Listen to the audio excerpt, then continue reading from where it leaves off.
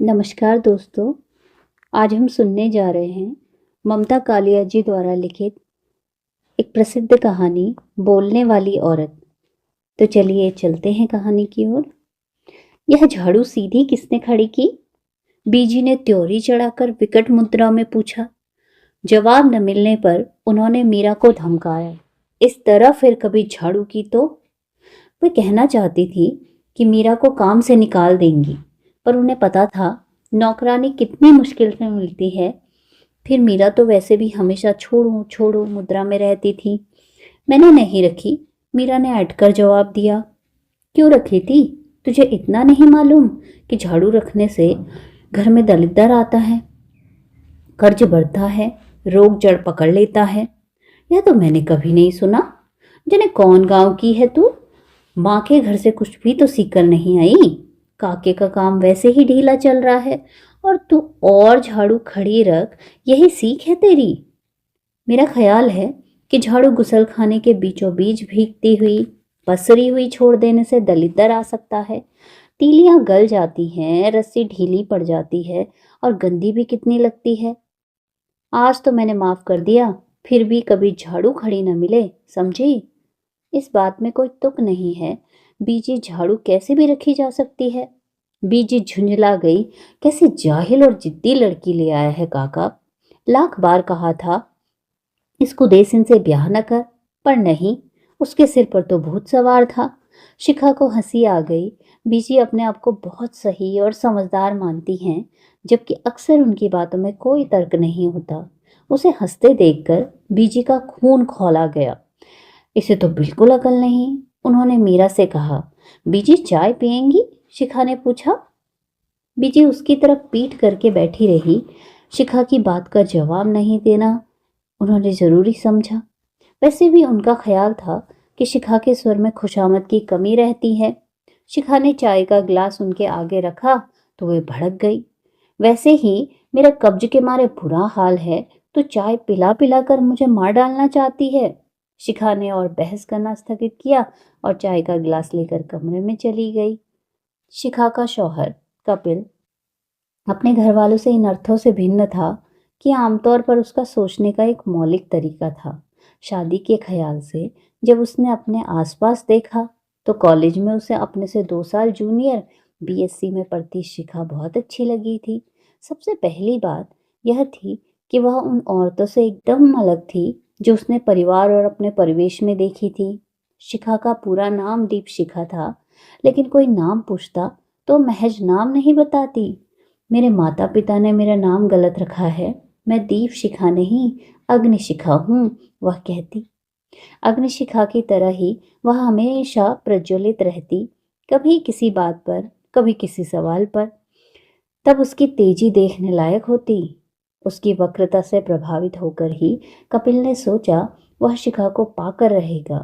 पढ़ाई के साथ साथ वह पिता के व्यवसाय में भी लगा था, इसलिए शादी से पहले नौकरी ढूंढने की उसे कोई ज़रूरत नहीं थी।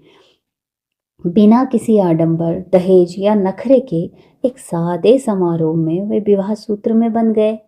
शिखा उसकी आत्मनिर्भरता, खूबसूरती और स्वतंत्र सोच से प्रभावित हुई। तब उसे यह भी नहीं पता था कि प्रेम और विवाह 2 अलग-अलग संसार हैं। एक में भावना और दूसरे में व्यवहार की जरूरत होती है। दुनिया भर में विवाहित औरतों का केवल एक स्वरूप होता है। उन्हें सहमति प्रधान जीवन जीना होता है। अपने घर की कारा में वे कैद रहती हैं। हर एक की दिनचर्या में अपनी अपनी तरह की समरसता रहती है। हर एक के चेहरे पर अपनी अपनी तरह की ऊब। हर घर का एक ही डर्रा है जिसमें आपको फिट होना होता है। कुछ औरतें इस ऊपर श्रृंगार का मुलम्मा चढ़ा लेती हैं, पर उनके श्रृंगार में भी एक रास्ता होती है। शिखा अंदाज लगाती सामने वाले घर की नीता ने आज कौन सी साड़ी पहनी होगी, और प्राय उसका अंदाज ठीक ही निकलता। यही हाल लिपस्टिक के रंग और बालों के स्टाइल का था।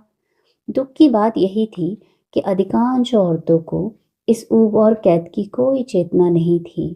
वे रोज सुबह 9:30 बजे सासों, नौकरों, नौकरानियों, बच्चों, माली और कुत्तों के साथ घरों में छोड़ दी जाती, अपना दिन तमाम करने के लिए। वही लंच पर पति का इंतजार, टीवी पर बेमतलब कार्यक्रमों का देखना और घर भर के नाश्ते खाने, नखरों की नोक पलक संवारना, चिकनी महिला पत्रिकाओं के पन्ने पलटना, दोपहर को सोना, सजे हुए घर को कुछ और सजाना, सास की जी हुजूरी करना और अंत में रात को एक जड़ नींद में लुढ़क जाना। कपिल के घर आते ही बीजी ने उसके सामने शिकायत दर्ज की। तेरी बीवी तो अपने को बहुत चतुर समझती है, अपने आगे किसी की चलने नहीं देती, खड़ी खड़ी जवाब टिकाती है। कपिल को गुस्सा आया। शिखा को एक अच्छी पत्नी की तरह चुप रहना चाहिए, खास तौर पर माँ के आगे। इसने घर को कॉलेज का डिबेटिंग मंच समझ रखा है और माँ को प्रतिपक्ष का वक्ता। उसने कहा, मैं उसे समझा दूंगा, आगे से बहस नहीं करेगी। उल्टी खोपड़ी की है, बिल्कुल। वह समझ ही नहीं सकती। माँ ने मुंह बिचकाया। रात उसने कमरे में शिखा से कहा, तुम माँ से क्यों लड़ती रहती हो दिन भर? इस बात का विलोम भी उतना ही सच है। हम विलोम अनुलोम में बात नहीं कर रहे हैं। एक संबंध है जिसकी इज्जत तुम्हें करनी होगी, गलत बातों की भी। माँ की कोई बात गलत नहीं होती। कोई भी इंसान परफेक्ट तो नहीं हो सकता। कपिल तैश में आ गया। तुमने माँ को इम्परफेक्ट कहा? तुम्हें शर्म आनी चाहिए। तुम हमेशा ज्यादा बोल जाती हो और गलत भी। तुम मेरी आवाज बंद करना चाहते हो? मैं एक शांत और सुरुचिपूर्ण जीवन जीना चाहता हूँ। शिखा अंदर तक जल गई इस उत्तर से, क्योंकि इस उत्तर में हजारों नए प्रश्न जन्म ले रहे थे। उसने प्रश्नों को होठों की क्लिप से दबाया और सोचा, अब वह बिल्कुल नहीं बोलेगी, यहाँ तक कि ये सब उसकी आवाज को तरस जाएंगे। लेकिन यह निश्चय उससे निभ न पाता। बहुत जल्द कोई न कोई ऐसा प्रसंग उपस्थित हो जाता कि ज्वालामुखी की तरह फट पड़ती और एक बार फिर बदतमीज और बदजुबान कहलाई जाती। तब शिखा बेहद तनाव में आ जाती। उसे लगता, घर में जैसे टॉयलेट होता है, ऐसे ही एक टॉकलेट भी होना चाहिए, जहाँ खड़े होकर वह अपना गुबार निकाल ले, जंजीर खींचकर बातें बहा दे और एक सभ्य शांत मुद्रा से बाहर आ जाए। उसे यह भी बड़ा अजीब लगता है कि वह लगातार ऐसे लोगों से मुखातिब है जिन्हें इसके इस भारी भरकम शब्दकोश की जरूरत भी नहीं है। घर को सुचारू रूप से चलाने के लिए सिर्फ दो शब्दों की ही तो दरकार थी, जी और हाँ जी। कल छोले बनेंगे? जी छोले बनेंगे। पाजामों के नाड़े बदले जाने चाहिए? हाँ जी, पाजामों के नाड़े बदले जाने चाहिए। उसने अपने जैसी कई स्त्रियों से बात करके देखा। सब में अपने घर बार के लिए बेहद संतोष और गर्व था। हमारे तो ये ऐसे हैं, हमारे तो ये वैसे हैं, जैसा कोई हो ही नहीं सकता। हमारे बच्चे तो बिल्कुल लव कुश की जोड़ी हैं। हमारा बेटा तो पढ़ने में इतना तेज है कि पूछो ही मत।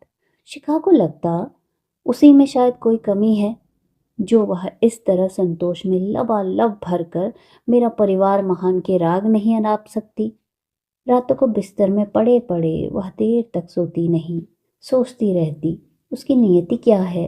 न जाने कब कैसे एक फुल टाइम गृहिणी बनती गई, जबकि उसने जिंदगी की एक बिल्कुल अलग तस्वीर देखी थी। कितना अजीब होता है कि दो लोग बिल्कुल अनोखे अकेले अंदाज में इसलिए नजदीक आए कि वे एक दूसरे की मौलिकता की कद्र करते हों, महज इसलिए टकराएं क्योंकि अब उन्हें मौलिकता बर्दाश्त नहीं। दरअसल वे दोनों अपने अपने खलनायक के हाथों मार खा रहे थे।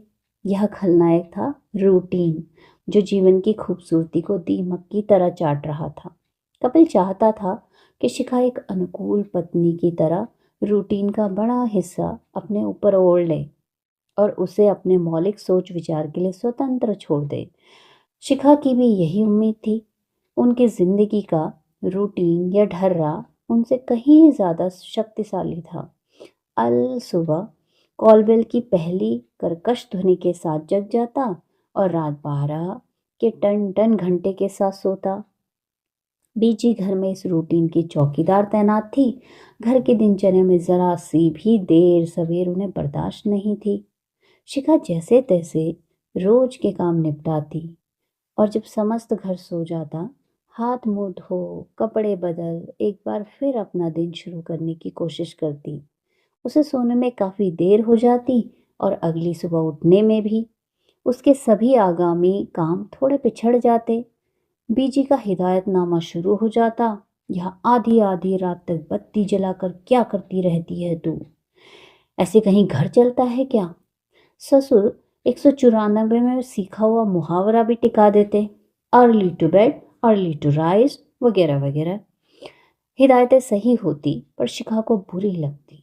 वह बेमन से झाड़ू झाड़न पोछे का रोज नामचा हाथ में उठा लेती, जबकि उसका दिमाग किताब कागज और कलम की मांग करता रहता। कभी कभी छुट्टी के दिन कपिल घर के कामों में जब उसकी मदद करता, बीजी उसे टोक देती, ये औरतों वाले काम करता है तू? अच्छा लगता है? तू तो बिल्कुल जोरू का गुलाम हो गया है। घर में एक सहज और सघन संबंध को लगातार ठोक पीट कर यांत्रिक बनाया जा रहा था। एकांत में जो भी तन्मयता पति पत्नी के बीच जन्म लेती, दिन के उजाले में उसकी गर्दन मरोड़ दी जाती। बीजी को संतोष था कि वह परिवार का संचालन बहुत बढ़िया कर रही हैं। वह बेटे से कहती, तू फिक्र मत कर, थोड़े दिनों में मैं इसे ऐन पटरी पर ले आऊंगी। पटरी पर शिखा तब भी नहीं आई जब 2 बच्चों की माँ हो गई। बस इतना भर हुआ कि उसने अपने सभी सवालों का रुख अन्य लोगों से हटाकर कपिल और बच्चों की तरफ कर लिया। बच्चे अभी कई सवालों के जवाब देने लायक समझदार नहीं हुए थे, बल्कि लाड प्यार में दोनों के अंदर एक तर्कातीत तुनक मिजाजी आ बैठी थी। स्कूल से आकर वे दिन भर वीडियो देखते, गाने सुनते, आपस में मारपीट करते और जैसे तैसे अपना होमवर्क पार लगाकर सो जाते। कपिल अपने व्यवसाय से बचा हुआ समय अखबारों पत्रिकाओं और दोस्तों में बिताता। अकेली शिखा घर की कारा में कैद घटना 3 दिन बिताती रहती। वह जीवन के पिछले 10 सालों और अगले 20 सालों पर जब नजर डालती तो घबरा जाती। क्या उसे वापस अग्निशिखा की बजाय दीपशिखा बनकर ही रहना होगा? मध्यम और मधुर मधुर जलना होगा। वह क्या करे अगर उसके अंदर तेल की जगह लावा भरा हो? उसे रोज लगता कि उन्हें अपना जीवन नए सिरे से शुरू करना चाहिए। इसी उद्देश्य से उसने कपिल से कहा, क्यों नहीं हम 2-4 दिन को कहीं घूमने चलें? कहाँ? कहीं भी, जैसे जयपुर या आगरा। वहाँ हमें कौन जानता है, फिजूल में एक नई जगह जाकर फंसना। वहाँ देखने को बहुत कुछ है, हम घूमेंगे, कुछ नई और नायाब चीज़ें खरीदेंगे, देखना एकदम फ्रेश हो जाएंगे। ऐसी सब चीज़ें यहाँ भी तो मिलती हैं। सारी दुनिया का दर्शन जब टीवी पर हो जाता है तो वहाँ जाने में क्या तुक है? तुक के सहारे दिन कब तक बिताएंगे? बच्चों ने इस बात का मजाक बना लिया, कल को तुम कहोगी अंडमान चलो, घूमेंगे। इसका मतलब अब हम कहीं नहीं जाएंगे, यहीं पड़े पड़े एक दिन दरख्त बन जाएंगे। तुम अपने दिमाग का इलाज कराओ, मुझे लगता है तुम्हारे हार्मोन बदल रहे हैं। मुझे लगता है तुम्हारे भी हार्मोन बदल रहे हैं। तुम्हारे अंदर बराबरी का बोलना एक रोग बनता जा रहा है। इन उल जलूल बातों में रखा क्या है? शिखा याद करती वे प्यार के दिन जब उसके कोई बात बेतुकी नहीं थी। एक इंसान को प्रेमी की तरह जानना और पति की तरह पाना कितना अलग था।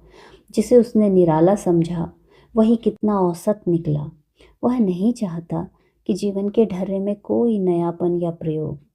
उसे एक परंपरा चाहिए जी हुजूरी की।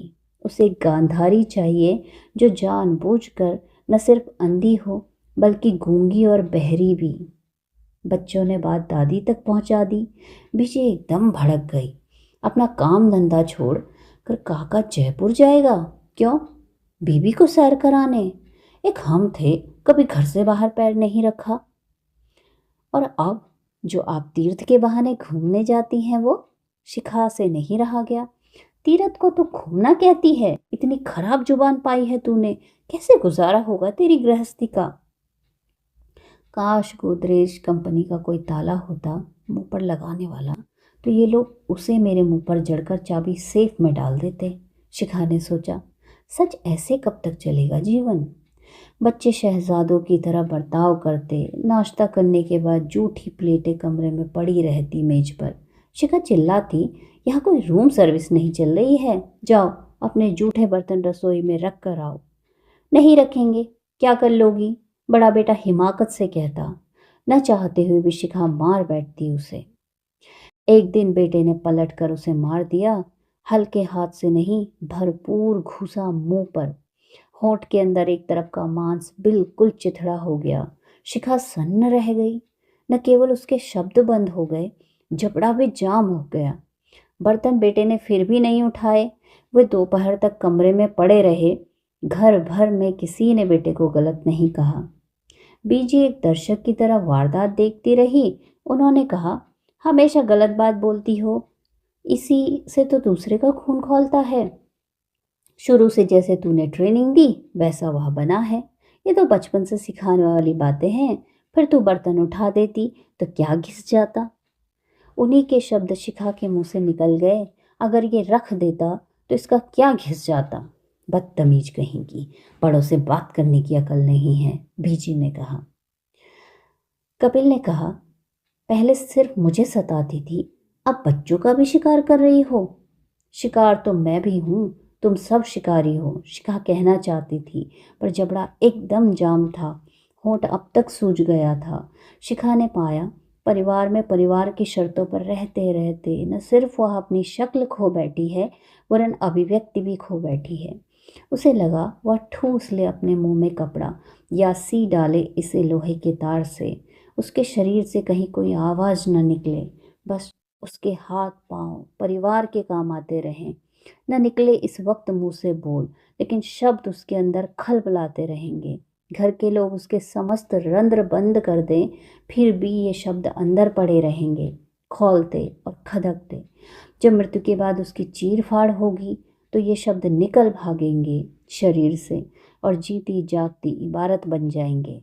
उसके फेफड़ों से, गले की नली से, आंतड़ियों के चिपके हुए ये शब्द बाहर आकर तीखे, नुकीले, कटीले, जहरीले, असहमति के अग्रलेख बनकर छा जाएंगे घर भर पर। अगर वह इन्हें लिख दे तो एक बहुत तेज एसिड का आविष्कार हो जाए। फिलहाल उसका मुंह सूजा हुआ है, पर मुंह बंद रखना चुप रहने की शर्त नहीं है। ये शब्द उसकी लड़ाई लड़ते रहेंगे। तो मित्रों, बहुत बहुत धन्यवाद कहानी को सुनने के लिए।